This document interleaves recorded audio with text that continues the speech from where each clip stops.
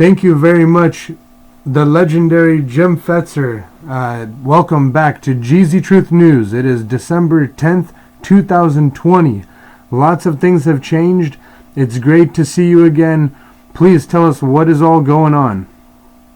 Well, some of the latest news involves a lawsuit filed by the state of Texas with the Supreme Court against 4 states, Wisconsin, Michigan, Georgia, and Pennsylvania, all of which allowed ballots and voting to continue after the midnight of the day of the election, 3 November, which is a violation of the constitutional requirement that sets a specific day for voting to take place. Let me give you a couple runs about it. Rigged elections in 4 swing states from Patriot Rising. Today's situation update covers the bombshells now being catapulted into the election battle, with a legal analysis really revealing that the U.S. Supreme Court had already ruled in 1997, Foster versus Love, that all ballots received after midnight on election day are null and void. That case, by the way, was decided 9-0, where Chief Justice Roberts authored the opinion.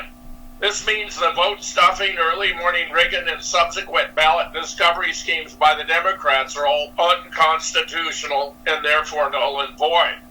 It also means that all the swing states that simultaneously paused their ballot counting on the evening of November 3rd, deliberately allowing post-election ballot fraud to take place, shall have their own elections nullified along with all of their electoral votes. That is certainly one possibility. All describe the alternatives.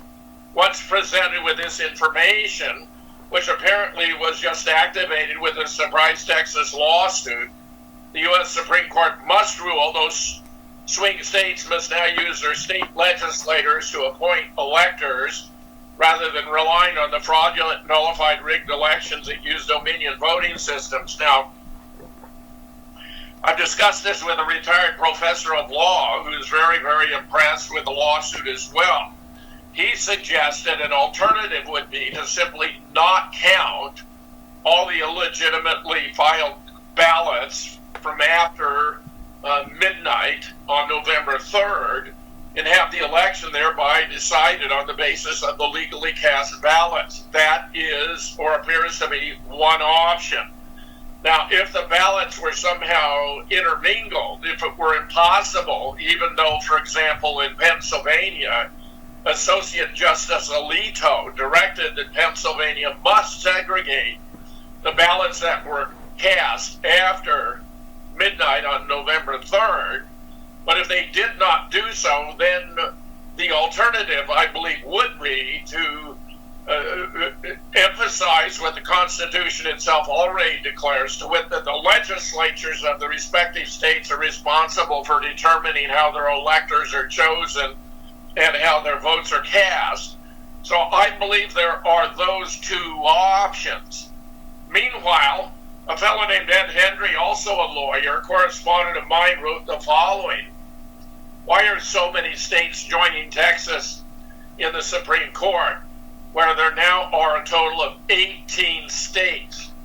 Edward Hendry: because the Texas complaint is a fine analysis of the election fraud, and it makes a rock-solid legal argument. I've attached the complaint for your reading enjoyment. Ken Paxton, Attorney General of Texas, Brett Webster, First Assistant Attorney General of Texas, and Lawrence Joseph, Special Counsel to the Attorney General of Texas, should all be heralded for their fine legal work. It is truly an amazing document. I'll leave you with one tidbit from the complaint. The probability of former Vice President Biden winning the popular vote in the 4 defendant states, Georgia, Michigan, Pennsylvania, and Wisconsin, independently, given Trump's early lead in those states as of 3 a.m. on November 4th, is less than 1 in a quadrillion. And then it writes out the number, which is 3, 6, 9, 12, 15 zeros. For former Vice President Biden to win these 4 states collectively, the odds of that event happening decreased to less than 1 in a quadrillion to the fourth power. So that be, one with 15 zeros times one with 15 zeros times one with 15 zeros times one with 15 zeros, which would equal 1 over with 60 zeros. In other words, it's statistical impossibility, really, to put it most simply. Now, there's a completely stunning development here I don't think anyone had foreseen, that Eric Swalwell, who is a particularly, in my opinion, obnoxious congressman from California, who appears to be Nancy Pelosi's fair-haired boy, whom she put on the House Intelligence Committee, has been having an affair with a woman who turns out to be a Chinese spy. Let me give you some of this. Under the heading of the Swalwell swag, Pelosi and Schiff's hands caught in Fang's cookie jar. The Axios breaking story detailing Chinese soft power at work in the Capitol, leaving the shagged and willing reputation of Democrat Eric Swalwell broken like a cheap fortune cookie, should make how congressmen are giving seats on the Intel Committee a priority for Americans. In Congressman Massey's The Swamp, he details that committee chairs are given on the amount of donations a given congressman brings into the party. Seats aren't given based on qualifications or expertise. The House Intel Committee is one of very few of the hardest seats to obtain in Congress because of the prestige that accompanies it. Unfortunately, seats like this are bought by lobbyists and donors with policy objectives such as China. According to the story, China's version of Austin Powers ensnared Chief Nate Eric Swalwell and other California politicos from 2011 to 2015. We know Nancy Pelosi appointed Swalwell to the House Intel Committee in 2015. At the same time, Fang was concluding, and China spy Christine Fang was on her way back to Beijing. Democrats involved with seating Swalwell on the Intelligence Committee never bothered to brief Republican shareholders that Swalwell had been compromised. According to the Federalist, a senior U.S. Intel officer told them that investigators only uncovered limited circumstantial element that Swalwell may have tipped Fang off after he was warned of her connections to Chinese intelligence.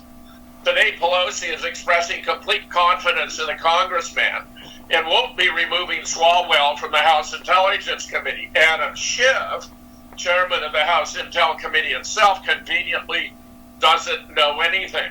When you consider committee seats are bought by donors in Congress, this represents a huge hole in national security for the Intel community. You see, Christine Fang, a.k.a. 008, fundraised for Swalwell's 2014 re-election, which effectively means China successfully bought a seat at the House Intel Committee, while top-level Democrats in the House watched and cheered. In 2015, the head of the Democratic Congressional Campaign Committee was in charge of doling out committee seats. The DCCC is one of 6 entities that make up the Democratic Party. According to The Nation, the DCCC also receives the most donation. And here it shows for the 2020 budget, $290,590,000 for the DCCC. For the House Majority PAC, nearly $138 million. For the Democratic Senatorial Campaign Committee, $244 million plus. For the Senate Majority PAC, $254 million plus. For the Democratic National Committee, $395,553,000. For Priorities USA, another $125 million. As I look at that, the Democratic Congressional Campaign Committee received the second most donations after the DNC itself. Accordingly, the larger the donation to the DCCC a congressman brings in, the more prestigious committee Nancy Pelosi assigns them. Take Eric Swalwell as an example, who's not an exception to the rule. Therefore, the easiest way for private parties to affect or change domestic policy is to have a moneyed voice in foreign policy. If you don't believe me, Russia. U.S. drops case against Russian firm accused of 2016 vote meddling. We know the was a monster fraud. I even have a book about it, exposing the Russia hoax. Meanwhile, just weeks before the trial was to begin against a company controlled by an ally of Russian President Vladimir Putin, which allegedly funded the campaign to meddle in the U.S. 2016 election, the Justice Department announced it was withdrawing the 8-count indictment of Concord Management and Consulting. Now, that whole thing was a total hoax. There was no Russian involvement, as many of you will already be aware. The Russians didn't hack the DNC. Rather, the IT guy for the DNC, who was disillusioned because Debbie Wasserman Schultz was sabotaging Bernie Sanders' campaign, and where he had been a Bernie Sanders supporter, Seth Rich by name, downloaded the files with assistance of Kim.com, a familiar internet personality, and shared them with Julian Assange by way of Craig Murray, the UK ambassador to Uzbekistan. Now, both Craig Murray and Julian Assange have asserted they know the leaker and that he is not Russian. And in fact, Bill Binney, perhaps America's leading cybersecurity expert, has observed that the files were downloaded at a rate far too rapid to have been distant Russian hacking and in the Eastern time zone. Nevertheless, we went through nearly 3 years of Mueller, Robert Mueller, charging the Trump administration as having conspired with Russia when they knew already it was fabricated and false. So we had a case Mueller couldn't prove after 4 years that caused a societal rift in the U.S. and for Nancy Pelosi to start impeachment proceedings against Trump. That all came out of the House Intel Committee. The innuendo-based accusations were backed by Ukrainian lobbyists. UCCA, the Ukrainian government, was the basis for the anti-Trump movement. I hate Donald Trump regardless of the evidence. Effort built on Mueller's fake allegations and was most of what Joe Biden had to talk about going into the 2020 election. Since the DCCC is the most powerful and donated a part of what we call the DNC, how many Chinese Fang cookies did Eric Swalwell have to put into his cookie jar for Nancy Pelosi to notice him? Besides Christine Fang's, how many other cookie jars do Adam Schiff and Nancy Pelosi have their DCC hands in? Donald Trump Jr. has tweeted, there's actually a tiny part of me that wants to congratulate Representative Swalwell for getting a real live woman to be intimate with him, even if she was a Chinese communist spy. It's got to be so much harder for him now after he shat himself on live TV. I think that's very nice. Now, if you want to know about this in detail, you're not going to hear it from the mainstream media. They're doing their best to cover it up. But quite a brilliant article has just been published in the UK journal The Daily Mail, which is actually quite excellent on many of these issues. Here's a summary overview. This is an enormous scandal. Eric Swalwell refuses to admit wrongdoing over top secret friendship with Chinese spy Fang and demands probe into the leaked story, as he refuses to say if he slept with her and she's still Facebook friends with his dad and his brother. And of course, when you won't deny something like that, it's a clear admission. I don't think there's room for any doubt about it. And I think that Eric Swalwell is sufficiently repulsive that I'm with Donald Jr., that any woman would go to bed with him is fairly astonishing. Swalwell said Wednesday he wants a probe into who leaked information regarding his relationship with a Chinese honey trap spy, Christine Fang. He claims the timing of the leak is questionable, as it was in 2019 when he was working on impeachment against President Donald Trump. I hope it's investigated into who leaked this information. Notice how he's diverting attention onto the messenger and away from the message, a common practice in Washington, D.C. Fang is still friends with Swalwell's brother Eric, father Eric, and brother Joshua on Facebook. Swalwell said he cut off ties with Fang in 2015 when he was briefed by the intel community on concern over Fang's behavior in California politics. Fang liked a video posted posted by Joshua Swalwell featuring Eric in November of 2016. Swalwell refuses to say whether he had a sexual relationship with Fang, in my opinion, thereby tacitly admitting he did. The lawmaker was unmarried at the time he knew Fang from 2012 to 15. The California congressman is just one of a group of Democrats targeted by the Chinese spy, where Fang is known to have had sexual relations with two Midwest mayors. So she gets around. There are a whole lot of photographs in the Daily Mail. Let me say, I have just republished this article on my blog at jamesfetzer.org. jamesfetzer.org. Well, you'll find a lot of excellent blogs, not articles that I authored myself, but articles that were so good that I felt they deserved to be repeated. This is pretty fascinating stuff. Here's something about what we know and what we don't. Who is Christine Fang Fang? Fang, if that's her real name, arrived in the U.S. as a Chinese national student at Cal State East Bay in 2011 as an undergraduate, even though she appeared to be in her late 20s or early 30s. She became president of the Chinese Student Association, then used her position to become part of the area's Democratic political scene. How did she meet Swalwell? Sometime in 2012, though exactly how is unclear, she was almost ubiquitous at political events, not just Democratic one, in the Bay Area between 2013 and 2015. Swalwell won his district in 2013, and before that was a member of the Dublin City Council. Pictures of them together are all at political events in the Bay Area.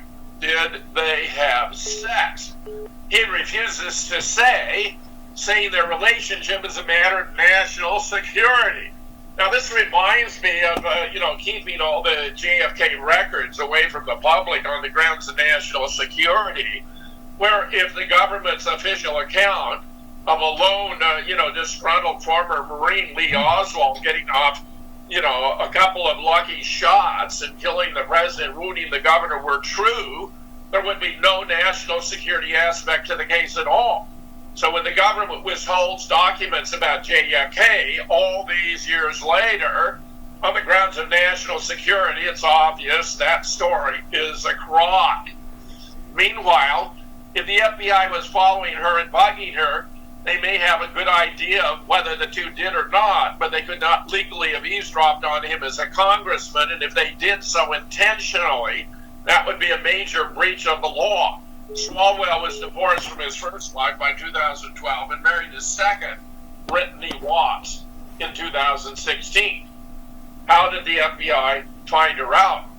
Fang seems to have been monitored since she was a student, but exactly when the FBI surveillance operation started is unknown. It is known that she had contact with a suspected Chinese intelligence officer stationed at his San Francisco consulate. Diplomatic communications are routinely monitored. Whom else did she ensnare? Fang had sex with two unnamed mayors, one of an obscure Ohio city, anywhere with a population of more than 5,000 in Ohio as a city, and one an older mayor from the Midwest. They had sex in a car, but he claimed he was teaching her English. Both encounters were overheard by the FBI. She's also Facebook friends with current and former mayors and attended get-togethers for urban leaders. Why wasn't she arrested? It's unclear, but counterintelligence operations by the FBI are often intended to simply disrupt enemy spying and get them out of the country. Fang seems to have known she was compromised when she vanished in 2015. Did Swalwell do anything wrong? So far as the leaked FBI investigation and Swalwell's own account is clear that he acted properly cutting off with her when the FBI told him she was in danger to national security. However, her lingering presence in his family's Facebook friendship circle must raise questions about the extent to which he cut ties. Why didn't we know about this before? The FBI keeps its secrets close to its vest, and disrupting a spy who is targeting at least two members of Congress would have been a major coup for its counterintelligence agents. letting China know just how much the agency had come to understand that Fang's activities in her 4 years in the U.S. helps them hone their espionage in the future to make it more difficult to detect. Meanwhile, Kevin McCarthy has called for the removal of the congressman, demanding Congress throw out Eric Swalwell. This is pretty appropriate in my opinion. Republicans are not sleeping on this story. House Minority Leader Kevin McCarthy is demanding answers. He wants Swalwell removed, not just from the powerful committee, but from Congress entirely. From the Daily Wire, House Minority Leader Kevin McCarthy, Republican of California, called for Representative Eric Swalwell, Democrat of California, who sits on the House Intelligence Committee, to be removed from Congress following an explosive report this week about his connections to a suspected Chinese spy. McCarthy noted that members of the House Intel Committee get classified information that other members of Congress do not. I think that's entirely appropriate, very right thing to do. Give him the boot. Meanwhile, Nancy Pelosi is trying to cover for Swalwell, claiming Republicans are focused on the Swalwell scandal to distract from QAnon. I mean, this is about as silly as it gets. Pelosi said it's unfortunate that House Minority Leader Kevin McCarthy is calling for Swalwell's resignation and making it an issue. He's trying to deflect attention from the fact that he has QAnon in his delegation over there. And that, I think, is a danger in terms of our debate here, alluding to Republican Congresswoman-elect Marjorie Taylor Greene in Georgia. Axios reported Wednesday a suspected Chinese spy, Fang, helped fundraise for Swalwell, even placed an intern in his office. Swalwell's office has refused to respond to any questions about his relationship with Fang, even after Fox News host Tucker Carlson reported that intel officials believed the Democrat had a sexual relation with her. Pelosi defended Swalwell, despite Republicans calling for his resignation from the House Intel Committee. I don't have any concerns about Mr. Swalwell, she said. I think we should make sure that everybody knows what they are being subjected to, but I don't know that it means we have to have background checks for every intern who comes into the Capitol. I would mention, this is pretty fascinating stuff, considering that Dianne Feinstein, the senior senator from California, turned out to have as her driver another spy for communist China. It makes it look as though these Democrats are pretty damn casual about who they're cavorting with.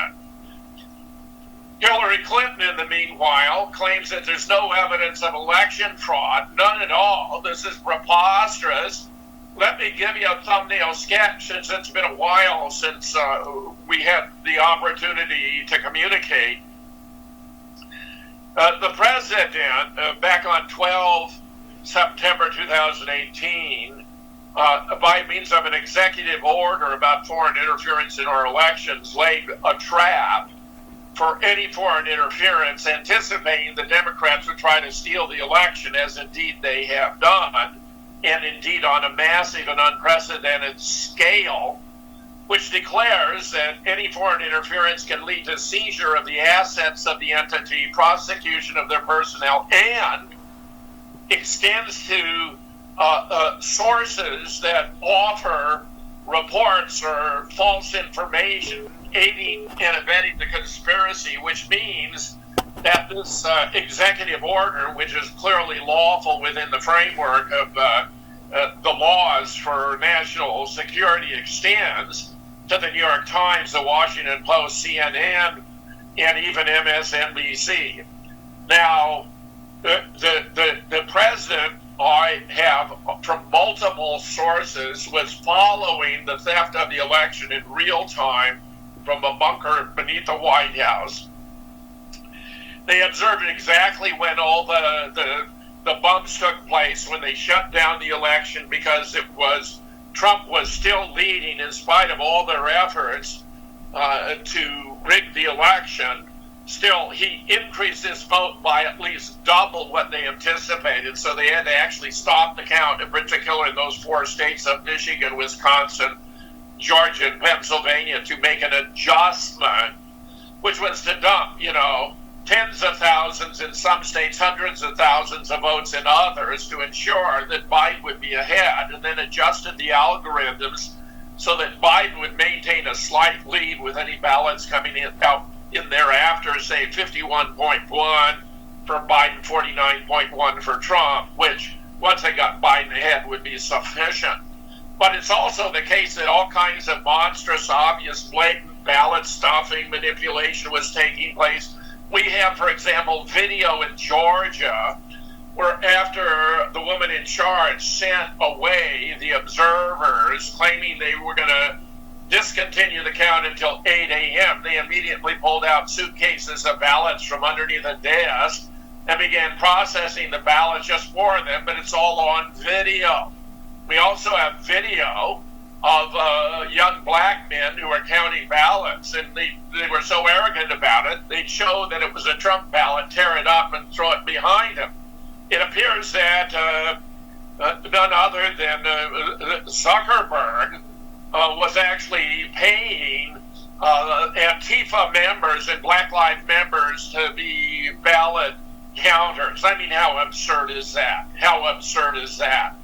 So Trump knew what was going on. Now, it turns out Dominion is based in Canada. Scylla, which was counting the votes, is based in Spain, and that the servers that were tabulating and being managed were in Frankfurt, Germany, overseen by Gina Haspel, the director of the CIA, where Trump directed that a special ops raid be conducted in Frankfurt. And as I piece it together again from multiple sources, Gina Haspel's guards put up a fight. 5 of the special ops were killed. Gina was wounded on a flight to Gitmo.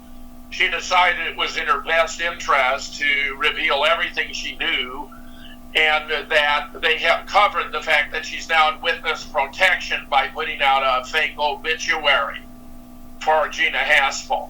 The actual vote, the actual legitimate vote, was a historic landslide for Donald Trump on the order of 410 electoral votes. He even carried both California and Minnesota. I was predicting that might happen. In fact, I thought he might have a clean sweep of all 50 states.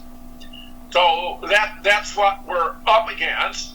But the Democrats and the states who are involved, where their governors and their secretaries of state were totally corrupt, are fighting it. I do not believe there's a chance they're going to prevail. I actually expect the Supreme Court to rule 9-0 on the Texas case, and where, they've already accepted the case. And by today, they had to have responses from the 4 states who are attempting to dismiss the matter as frivolous when it's anything but. I mean, that's simply absurd to make the claim. There's much more to report about in relation to the coronavirus business. Let me assure you, the whole thing is proceeding on the basis of an elementary fallacy. They talk about the increase in cases, but the fact is that the method of testing they're using based on CPR set at too high a number of cycles is like Xeroxing over and over again, and you get a completely distorted image. Even Tony the Rat Fauci has declared it should not be done above 35 cycles, but the FBI is asking it be done at 40. There's a lot about this on my blog. It turns out around 97% of the cases they're reporting are false positives. So they're shutting down the country, locking us in our houses, making us wear face masks, and doing other terrible things that are destructive to the United States and its future, all in accordance with the Great Global Reset program that comes from the World Economic Forum, where the Great Reset is going to do its best to destroy Americans' ability to have an income, so we'll be completely dependent financially on the government or an alternative entity that they'll guarantee an annual income, but it'll all be digital. So if we don't conform to their behavioral expectations, they can cut it off. We must surrender all of our property and assets. There will be provided 300 square feet to reside.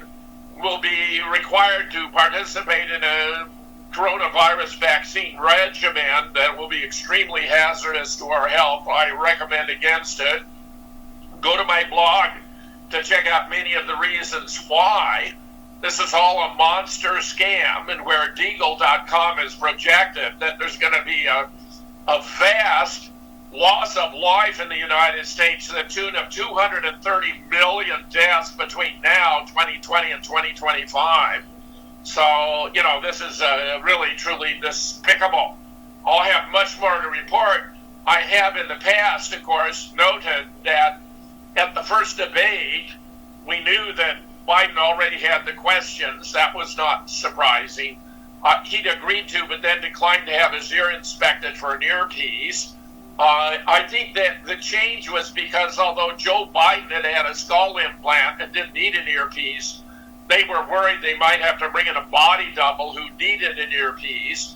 And indeed, we have a defection from a member of the Biden staff reporting that his anti-dementia medication had the unfortunate side effect of incontinence, so that they even had staff meetings to debate on which type of adult diaper Joe Biden ought to wear, leading me to speculate that Joe has a future after politics making commercials for the pans.